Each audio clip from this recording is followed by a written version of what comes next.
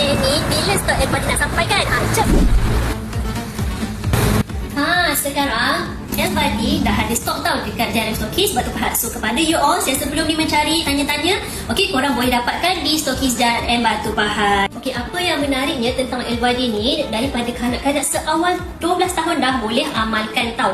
Okey, so kiranya kanak-kanak yang dah balik, yang dah datang bulan, okey, dah boleh ambil kita punya El Body. So kebaikannya tentang El Body ni, dia membantu untuk menstabilkan, okey, kita punya hormon. Lepas tu dia bantu untuk orang yang ada masalah semut, yang ada masalah keputihan.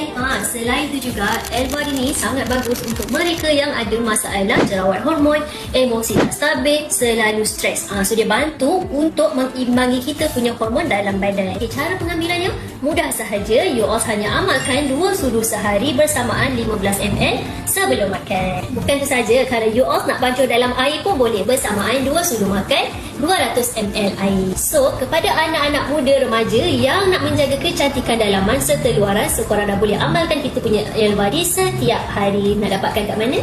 Jom dapatkan di Stokis Jalan Batu Pahat.